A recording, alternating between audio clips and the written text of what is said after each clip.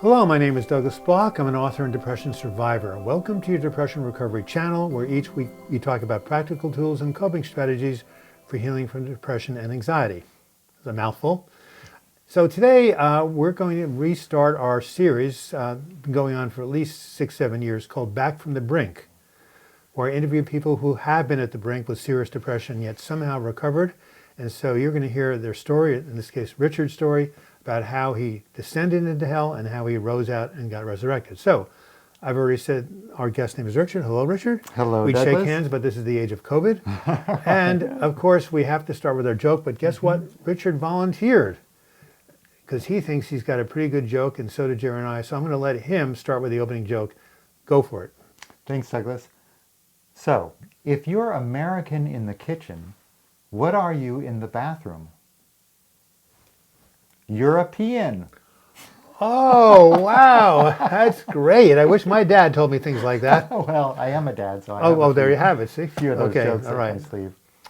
Gee, that was a good way to start. So let's get down to business. So this is Richard. He came here. He actually lives just across the river in Vancouver. And more than that, he's one of the live chatters. He comes every Sunday, or most every Sunday, to my video, YouTube video live chat at noon Pacific time. So some of you might want to join him. But anyway, that's how I met him. He's here, and he's going to tell his story about how he descended into the bowels of depression and how he came out, because that's the great thing. I won't say great thing, but the thing about depression is it's time limited, and you'll see why. So let's start by asking Richard, what is your official diagnosis?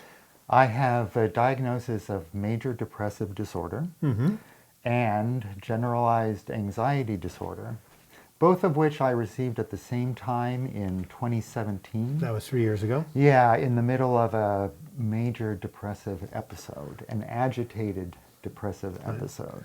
And we'll get to that in a minute, but I first want to ask Richard how far this goes back. He actually, when he went off to college, which is a very sensitive time where many people first fall into mental illness, whether it's anxiety, whether it's depression, anxiety, bipolar, schizophrenia, you're leaving home, you're in a new environment, you've been unmoored, right? Yeah. So when you went to college, that happened to you. And what did that manifest in terms of your disorder at the time? It manifested as anorexia nervosa. Look at me. Yes, I have a diagnosis of anorexia nervosa. And you can tell the listeners what that means. Not everybody's studies psychology. It is an eating disorder. Right.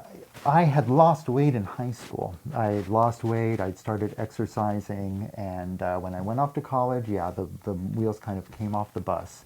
And I fell back on the exercise and the dieting and the control.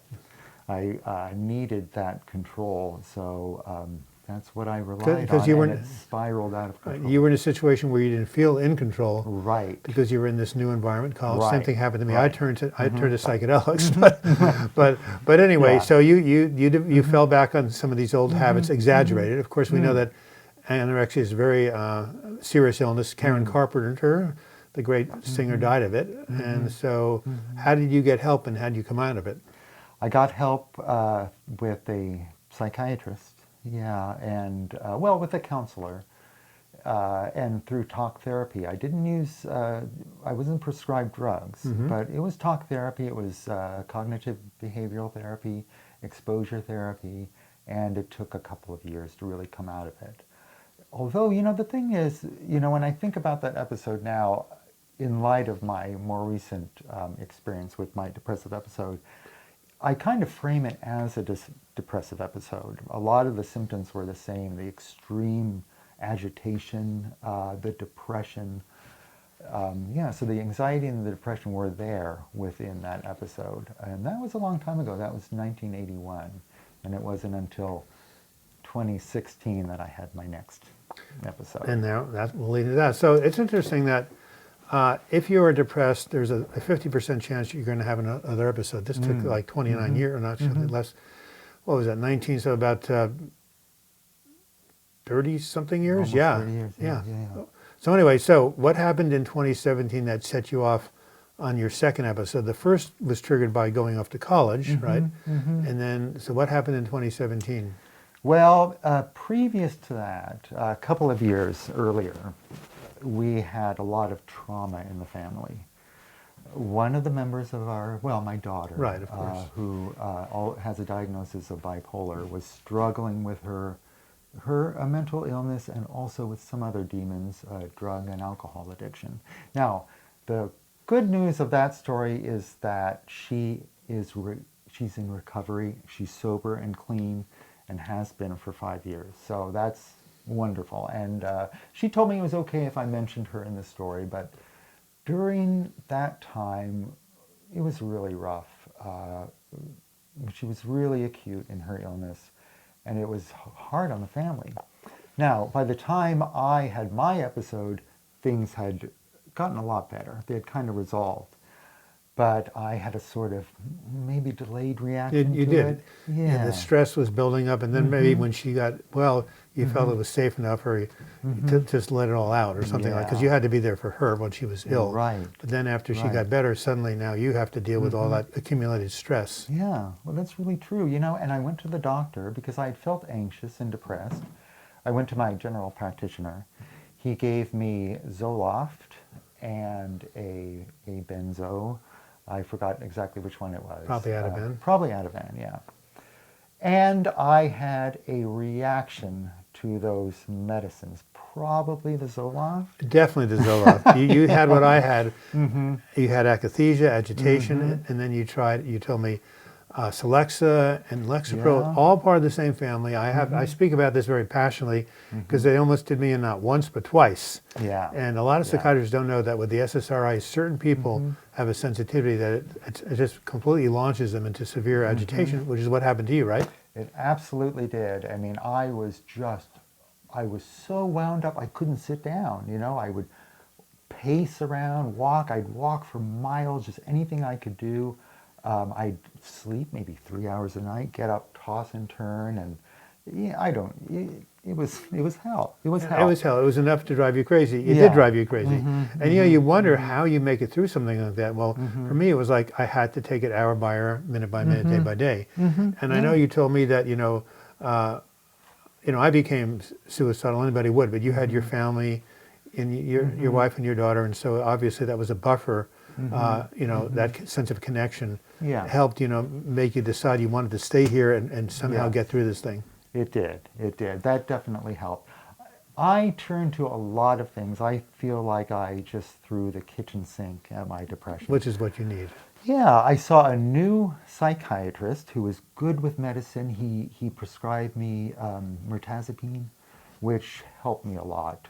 Not right away because I didn't take it right away. And my schedule was messed up. I wasn't sleeping very well, so it didn't really help. Well, if you don't take it, it doesn't help. I started watching videos. I found your videos. Me? Yes, and that's why I'm here. That's why I'm in the Douglas Bloch studios right now, And giving my story. And he even heard 'Cause Bruce earlier. Yeah, the I cat. met Bruce the cat, yeah. Right. But Those anyway, videos were wonderful, so helpful for me. So many practical tools and coping strategies that I still use every day. And I use those exact terms because those were in the videos. The breathing, the mindfulness, the exercise, nutrition, sleep, I didn't really get a handle on until I finally went back to work, which was a big step for me. And after I went back to work, my recovery really accelerated. I started on this upward spiral. Let me demonstrate something for you, just in terms of the overall arc of my whole depression. It's kind of like this. I was kind of coming along like this. Probably had low-grade depression for years. I crashed, and then I was down here for a long time, and then I started to come up and up and up and up and up and up. I'm better now than I was before my episode. This was where I was. This is where I am now. And it's a lot of reasons, but mostly it's just the techniques. It's the tips. It's the mindfulness and the self-care activities, watching videos of you and Noah. And Noah, can I just say, Noah, thank you. Thank you, Noah Thomas. You have a video. He's got this video where he's sitting in his car and he's telling me that I was going to get better. And I didn't believe it at the time. But he told me that I was going to get better. And if I couldn't believe that he would believe that for me. He would hold that intention. And he did. He didn't know me. Douglas didn't know me. They gave me so much help. That helped me set that intention. Oh, I have a story for you. He has a story for you. I have a story for you. In the middle of my, you will know why this is important. In the middle of my episode, we went out to dinner, my wife and me and my 2 kids, to our favorite restaurant in Seattle. Actually, it was in Burien. It's in Burien, Washington. A brew pub. And it's a wonderful place. It's always full. It's always crowded. People are in there drinking and eating and playing pool and playing the game with the balls. And I don't know what you do, but they play some game. And they have so much fun. And these people were laughing and talking. And I was sitting there depressed. And you know how it is when you're in the middle of an episode. You have no sense of humor. Like, I couldn't tell a joke. I couldn't appreciate any humor. I couldn't laugh.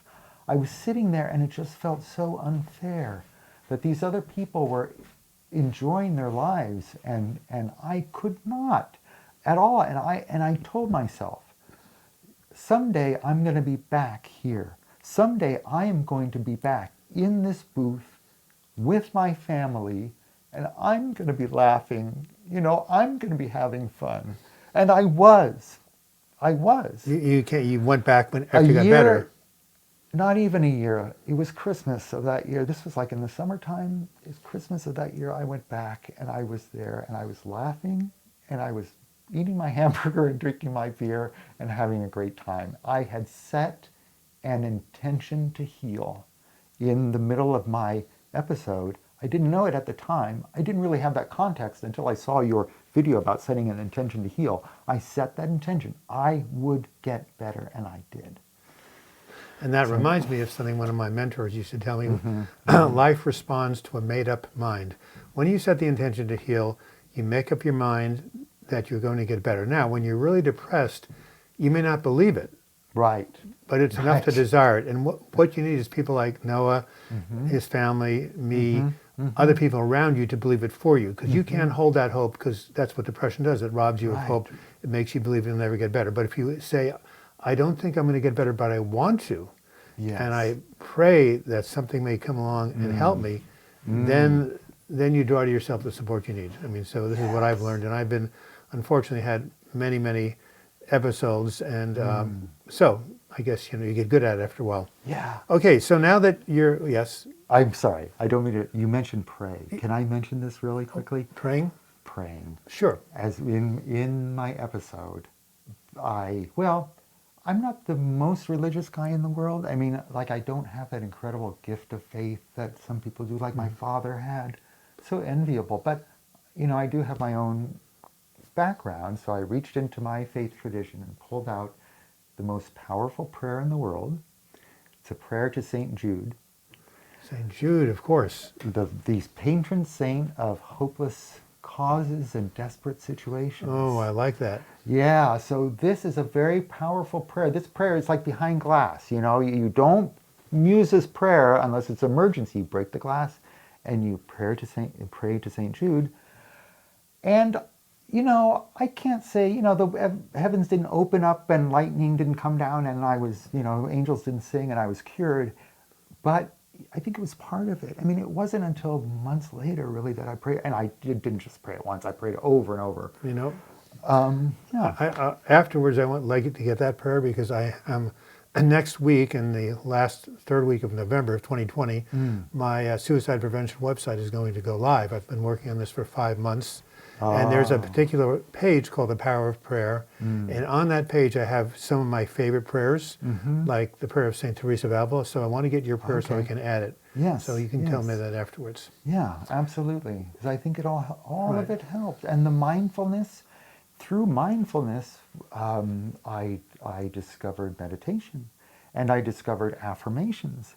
And the work of like Louise Hay. Right. And what she talks about is very similar to cognitive behavioral therapy. It is. In that, it's only a thought, and a thought can be changed.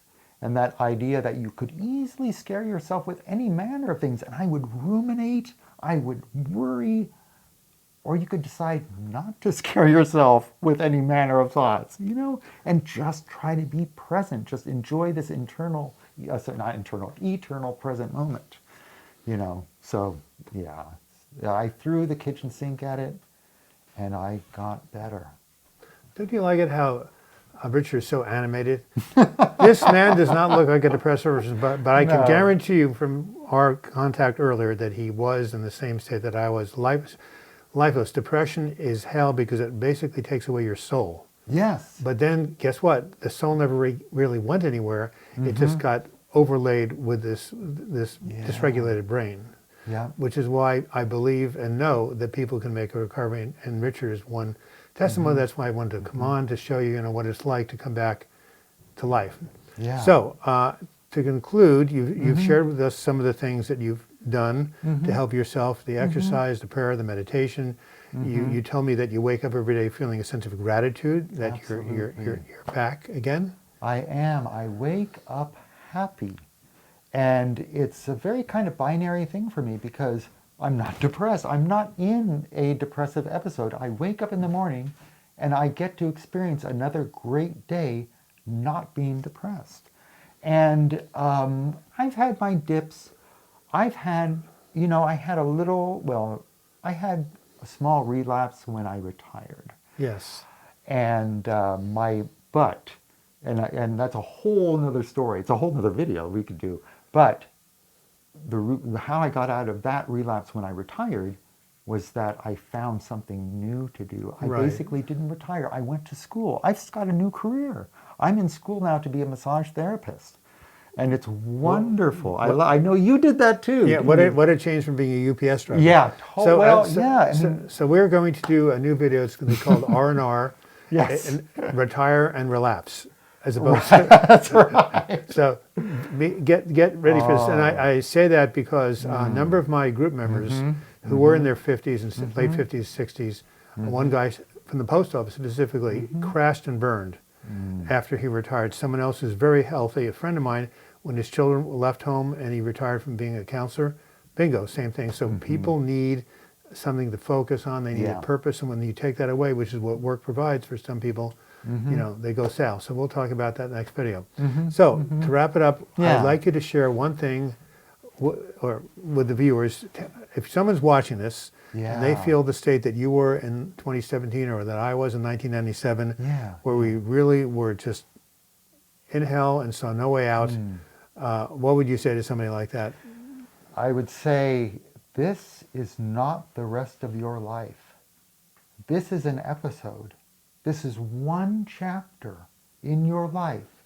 This is not the rest of your life. You have so much life after this, and love and happiness.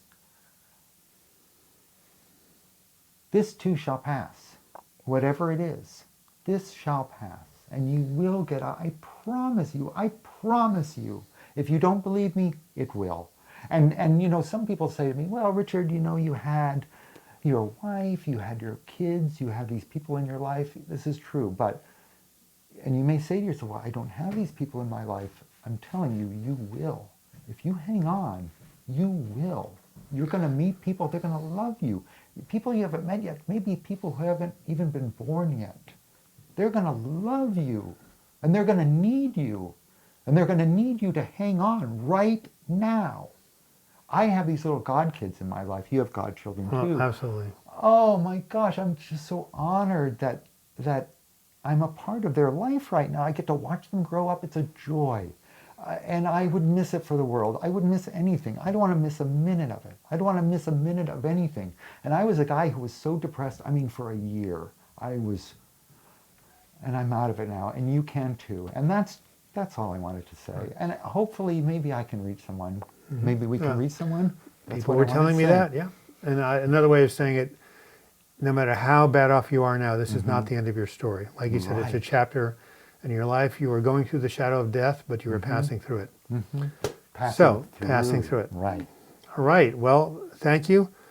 Thank you, There we sir. are. That's a COVID handshake. That is. It's a All right. COVID So handshake. this has been Douglas Bloch. Thank you for watching this video. I'm really glad you tuned in. If you want to give it a like, that would help us, because the more likes we get on our YouTube channel, the more people YouTube refers to us. If you want to leave a comment, put it in the comment box, or you can email me, douglasbloch@gmail.com. If you would like to subscribe to this channel, please click on my photo in the closing credits. You'll be taken to this subscribe page. And if you click on the little bell to the right of the subscribe button, you'll be notified every time we basically have a new video or a live chat. Speaking of live chat, every Sunday at noon at Pacific time, you can come to my website and you can participate in what I call a virtual support group. There's a lot of wonderful, loving, supportive people there, and they can reach out and touch your life. And if you want to become a sustainer of this channel, click on the Patreon link or image. You'll be taken to my crowdfunding website, where for as little as $2 a month, you can support this channel. And until we meet again, I wish you the best in your recovery, mental health recovery. Thank you so much for watching. Until next time, this has been Douglas Bloch.